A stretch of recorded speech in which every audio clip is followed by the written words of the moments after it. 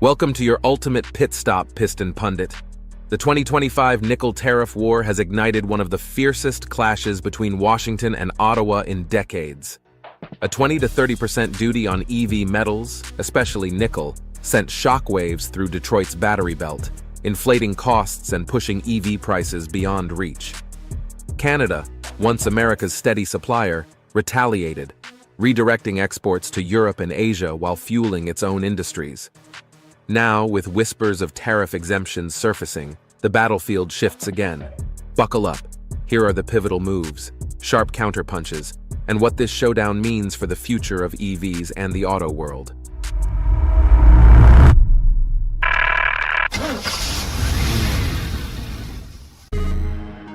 When tariffs collide with nickel's Artery. For decades, Canadian nickel was Detroit's quiet advantage, flowing from Sudbury's mines to fuel America's EV revolution. By 2024, $3.9 billion worth of nickel crossed the border annually, powering everything from Tesla packs to GM's Ultium cells. But in August 2025, tariffs of up to 30% didn't just target China, they hit Canada too. The math was brutal.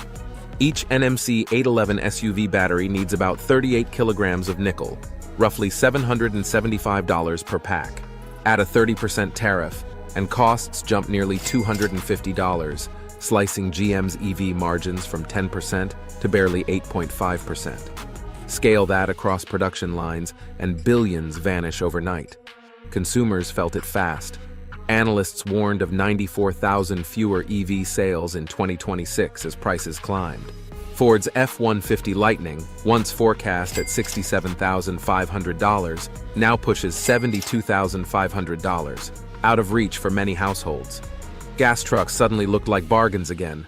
A tariff billed as job protection instead gutted margins, shrank sales, and cast doubt on Detroit's EV future. But Canada wasn't about to idle. It shifted gears with a strategic counterpunch. Canada's precision counterstrike.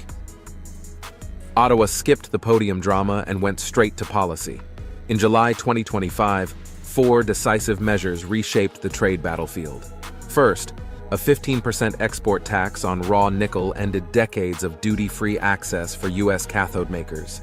Second, a carbon tracking system favored Ontario's hydro-powered green nickel, while dirtier output was redirected elsewhere, forcing U.S. buyers to choose clean or lose supply. Third, a $257 million Canadian dollars fund boosted LFP battery production, reducing future nickel dependence. Fourth, tax incentives secured Stellantis LG's Windsor Gigafactory, anchoring EV jobs in Canada. By July's close, analysts projected $1.8 billion in redirected trade toward South Korea and Europe by 2027. Then came the knockout. Prime Minister Mark Carney unveiled a $5 billion Canadian dollars Buy Canadian program, demanding domestic sourcing of steel, aluminum, and nickel. Exports to South Korea and Germany surged, while America's share shrank. This wasn't mere retaliation. Canada was diversifying, investing, and converting Washington's tariff weapon into its own strategic advantage. And just as Ottawa strengthened its hand, a new factor entered the game: global carbon penalties. Before we go further, make sure you hit that like button and subscribe to Piston Pundit. It helps us bring you more deep dives into the machines, markets, and moves shaping our world. Green rules, global pressures. Tariffs were just the first punch. Carbon costs are the looming knockout. In 2026, the EU's carbon border adjustment mechanism will slap €115 per ton of carbon dioxide embedded in imports. For U.S. automakers relying on nickel from Indonesia or the Philippines, that's a financial landmine. The numbers are stark. Ontario's hydro-refined nickel emits just 4.2 tons of carbon dioxide per ton. Indonesian laterite nickel, 36 tons, nearly 9 times dirtier. Chinese output averages 18. Each EV built with dirty nickel could rack up hundreds in carbon penalties when exported to Europe. That spells trouble for GM and Ford, already scraping thin margins.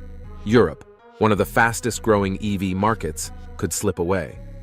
Canada, meanwhile, is capitalizing, inking deals with Germany and South Korea to ship green nickel immune to EU surcharges.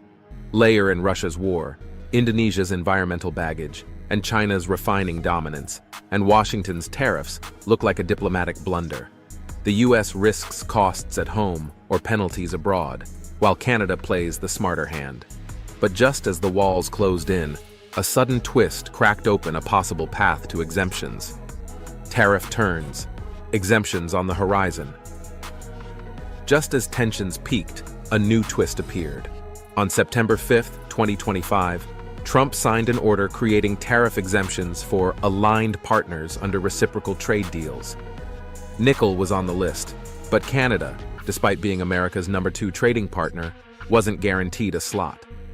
Prime Minister Mark Carney quickly countered, suspending Canada's 20% EV mandate for 2026 to ease automaker pain and launching a $5 billion Canadian dollars fund to shield industries from US tariffs. The move signaled Ottawa's willingness to compromise while still defending its interests. With over 85% of bilateral trade already tariff-free under USMCA, nickel could soon regain its lifeline status. Yet uncertainty remains. Analysts peg the odds of a deal at 60%, with Wall Street betting on either full exemptions or a blended 20 to 25% tariff. GM has already trimmed its 2026 EV outlook by 50,000 units, a $3.2 billion hit. What began as confrontation is sliding into negotiation, but time is short. Detroit's factories can't idle forever, which raises the bigger question: who really controls nickel's future? The nickel endgame. Who holds the winning hand? Nickel is no longer just a metal, it's a geopolitical chess piece. And Canada, not Washington, holds the center of the board. Contracts with Seoul and Hamburg have diversified Ottawa's buyers. Europe, desperate for clean supply, is embracing Ontario's low-carbon nickel, while South Korea has boosted imports by nearly 20% since spring. Canada isn't waiting on US approval, it's already moving on. Critical minerals give Ottawa leverage. At $20,000 per ton, nickel is valuable, lightweight, and vital for EVs, aerospace, and defense. As Mark Selby of Canada Nickel Company put it, if the US doesn't want our nickel, Europe will. For America, losing secure supply in favor of Russian or Indonesian sources is a strategic and security liability.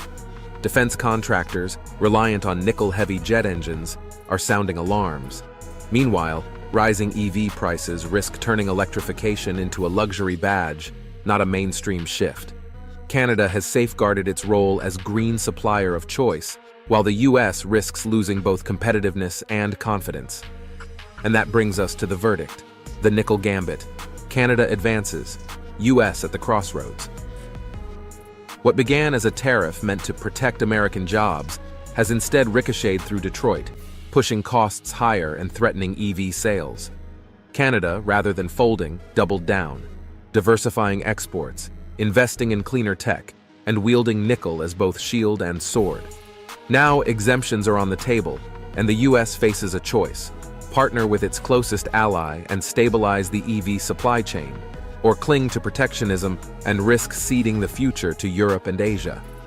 The nickel gambit proves one thing: resources once buried underground now determine the fate of industries, alliances, and climate goals.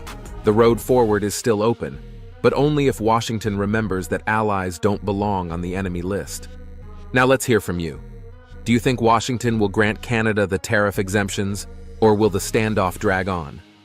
Has this trade war made you rethink the affordability and future of EVs in America? With Europe and Asia racing ahead, can the US still claim leadership in the EV transition? Drop your thoughts and experiences in the comments. We love to hear from you. Before we shift into neutral, don't forget, hit that subscribe button to Piston Pundit so you'll never miss the next update on cars, trade, and technology. Thanks for watching, and see you next time. You can now check out any of the videos on the screen. There's plenty more to explore.